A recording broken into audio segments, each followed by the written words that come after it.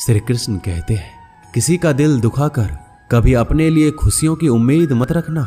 हमेशा दूसरों से ज्यादा स्वयं से उम्मीद रखिए, क्योंकि दूसरों से उम्मीदें बहुत दुख देती है, जबकि स्वयं से उम्मीद बहुत कुछ प्रेरित करती है। शब्दों में इतनी ताकत होती है कि वो किसी की जिंदगी बना सकते हैं, बिगाड़ भी सकते हैं, रिश्ते जोड़ भी सकते हैं और रिश्तों को तोड़ भी सकते हैं। आपके मन के दुख को दूर भी कर सकते हैं और आपके दुख को बढ़ा भी सकते हैं। मेरा यह मानना है कि मुश्किल में, तकलीफ में इंसान को सही शब्द, सही गाइडेंस मिल जाए तो बड़ी से बड़ी परेशानी से भी लड़कर इंसान आगे निकल जाता है। जब जिंदगी तुम्हें दोबारा मौका दे तो पुरानी गलतियों को दोहराने की गलती कभी मत करना। वक्त और किस्मत पर कभी घमंड मत करना, क्योंकि सुबह उनकी भी होती है जिनके दिन खराब है।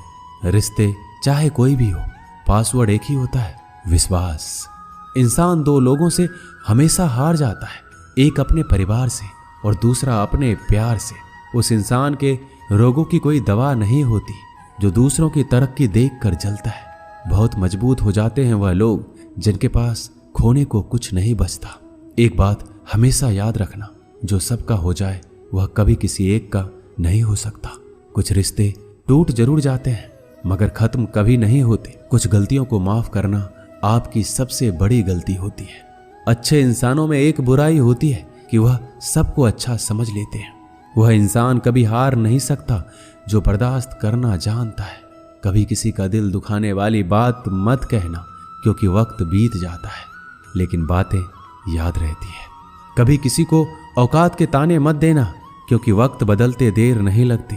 जिंदगी में सबसे ज्यादा खुश वही लोग रहते हैं जो अकेले रहने की कला को सीख जाते हैं। सब कुछ बेहतर हो सकता है, सब कुछ बदला जा सकता है, बस जरूरत है हमेशा जिंदगी में सही रास्ता पता हो। जिंदगी में मित्र और चित्र अगर दिल से बनाओगे तो उनके रंग जरूर निखर कर आएंगे। जो समझ ना सके उसके साथ समझौता ना करो, इससे अच्छा अकेले रहो। कम से कम सुकून इस बात का रहेगा, कोई है ही नहीं तो समझेगा कौन। कुछ खास लोग थे जिंदगी में, ऐसे आए जैसे कभी जाएंगे ही नहीं और ऐसे गए जैसे कभी थे ही नहीं। मजाक तो हमें बाद में बनाया जाता है, पहले तो लोग हमें अपना बनाते हैं। कभी कभी मन को मना लेना ही बेहतर होता है, क्योंकि हर जिद हमें खुशी नहीं देती। जो लोग अपनी गलती तक नहीं मानते वह आपको अपना कैसे मानेंगे। आजकल लोग हक तो जताना जानते हैं लेकिन रिश्ता निभाना नहीं जानते। मुझे इंतजार है जिंदगी के आखिरी पन्नों का। सुना है कि आखिरी में सब कुछ ठीक हो जाता है। लोगों ने कुछ दिया तो सुनाया भी बहुत कुछ। हे ईश्वर, तेरा ही द्वार है जहां कभी ताना नहीं मिला। प्यार करने में चंद लम्हे लगते हैं मगर ठोकर खाकर घूमने में पूरी जिंदगी लग जाती है। कुछ लोग बहुत अच्छे लगते हैं लेकिन सिर्फ शकल से। मंजिलें बड़ी जिद्दी होती है, हासिल कहाँ नसीब से होती है।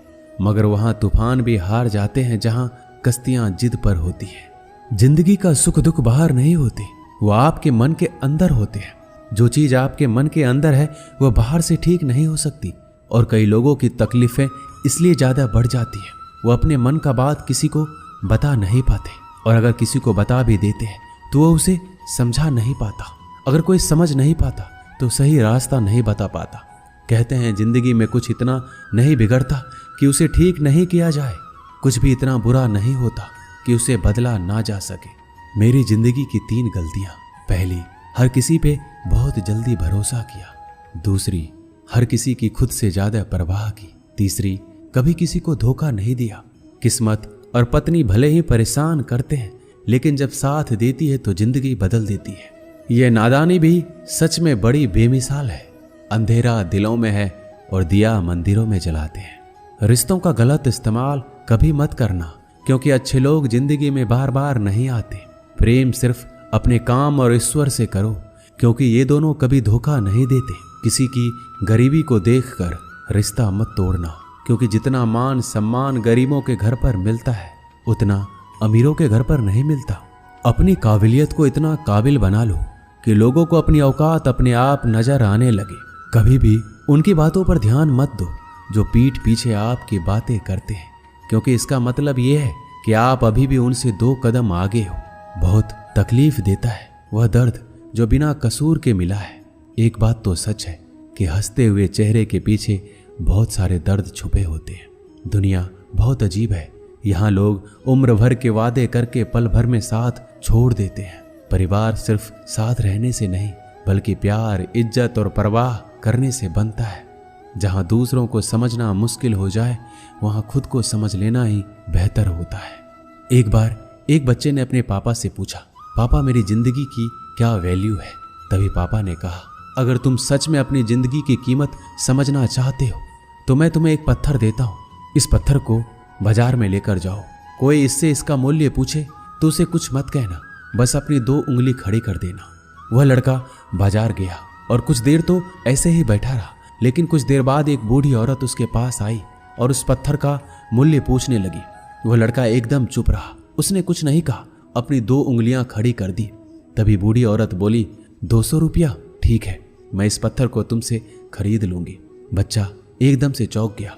एक पत्थर की कीमत 200 रुपया, जो कि पत्थर कहीं पर भी मिल जाते हैं। अब वह अपने पापा के पास गया और बोला कि मुझे एक बूढ़ी औरत मिली थी, इस पत्थर के 200 रुपये देने के लिए तैयार थी।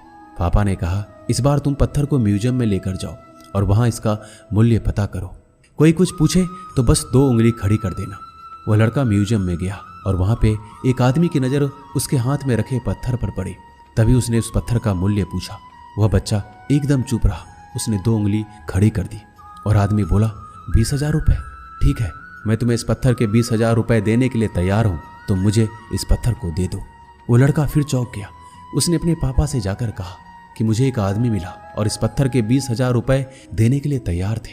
तभी पापा ने कहा, अब मैं तुम्हें एक आखिरी जगह भेज रहा हूँ, तुम्हें एक कीमती पत्थरों की दुकान पर जाना है और वहां पर कोई इसका मूल्य पूछे तो उससे कुछ मत कहना, बस अपनी 2 उंगलियां खड़ी कर देना। वह लड़का जल्दी से कीमती पत्थरों की दुकान पर गया और उसने देखा कि एक बूढ़ा आदमी था जो काउंटर के पीछे खड़ा था। जैसे ही उस बूढ़े इंसान की नजर उस पत्थर पर पड़ी, वह एकदम से चौंक गया।